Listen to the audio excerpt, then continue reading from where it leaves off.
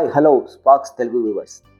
ఈరోజు మనం మన టాలీవుడ్ మూవీ గాసిప్స్ గురించి 3 మినిట్స్లో చేద్దాం రండి. మొదటిగా గ్లోబల్ స్టార్ రామ్ చరణ్ గారు నటించిన గేమ్ చేంజర్ ఫ్లాప్ తరువాత పెద్ద మూవీ నుంచి బుచ్చిబాబు గారి డైరెక్షన్లో చేస్తున్న సంగతి మనందరికీ తెలిసిందే. ఈ మూవీ పైన షూటింగ్ స్టార్ట్ కాకముందు నుంచే మంచి ఎక్స్పెక్టేషన్స్ ఉన్నాయి. అట్లాంటిది రీసెంట్గా వదిలిన ఫస్ట్ గ్లింప్స్తో ఫ్యాన్స్ ఎక్స్పెక్టేషన్స్ పీక్స్కి వెళ్ళాయి. చరణ్ ఆ మాసి రగ్గుడు లుక్లో మన శ్రీకాకుళం పాతయాసలో దుమ్ము లేపాడు కదా. మరి ఆ గ్లింప్స్లో శివరాఖరికి కొట్టిన క్రికెట్ షాట్ ఇప్పుడు సోషల్ మీడియాలో ఫుల్లీ ట్రెండ్లో ఉంది. మరి రీసెంట్గా మన బుచ్చిబాబు ఫ్యామిలీ మొత్తం రామ్ చరణ్ గారిని కలిసిన ఫోటో షాట్స్ కూడా రిలీజ్ అయ్యి సోషల్ మీడియాలో ట్రెండ్ అవుతున్నాయి. ఇక మెయిన్ గాసిప్ ఏంటంటే పెద్ద షూటింగ్ షెడ్యూల్ ఫుల్లీ స్వింగ్లో జరుగుతోంది. ప్రస్తుతం రైల్వే స్టేషన్ సెట్స్లో చరణ్ పై కీలక సన్నివేశాలు చిత్రీకరిస్తున్నారనే వార్తలు వినిపిస్తున్నాయి. ఈ సీక్వెన్సెస్ మెయిన్ హైలైట్స్గా నిలుస్తాయని సినీ వర్గాల్లో ప్రచారం జరుగుతోంది. ఈ సీన్ స్టోరీని మలుపు తిప్పే సీన్స్ అవుతాయని చెబుతున్నారు. ఇప్పుడు ఈ విషయం సోషల్ మీడియాలో ట్రెండ్ అవుతోంది. ఈ మూవీ 2026 మార్చి 27న రిలీజ్ అని ప్రకటించారు. చరణ్ సీన్స్ సెప్టెంబర్ కల్లా పూర్తి చేస్తామని అంటున్నారు. ఈ సినిమాతో బ్లాక్ బాస్టర్ కొట్టడం ఖాయం అంటున్నారు చెర్రీ ఫ్యాన్స్.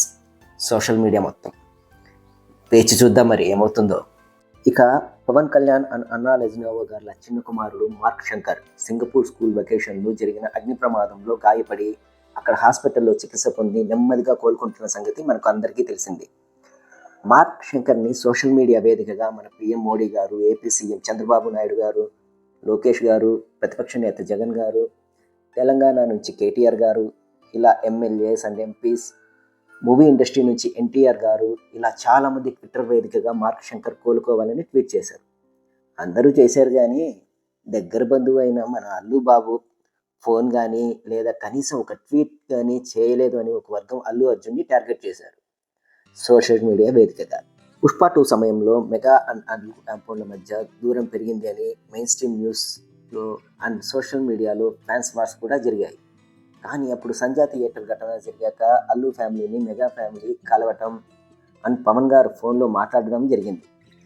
తాజా సమాచారం ప్రకారం అల్లు అర్జున్ తన మామ పవన్ కళ్యాణ్ కుమారుడు శంకర్ ఆరోగ్య పరిస్థితిని తెలుసుకోవడానికి వారి ఇంటికి వెళ్ళి కలిశారని తెలుస్తోంది. హైదరాబాద్లోని పవన్ కళ్యాణ్ గారి నివాసంలో పవన్ కళ్యాణ్ గారు కుటుంబ సభ్యులతో పాటు అల్లు అర్జున్ మరియు స్నేహ గారు కలిసి గంటకు పైగా అక్కడ గడిపారు అని సమాచారం.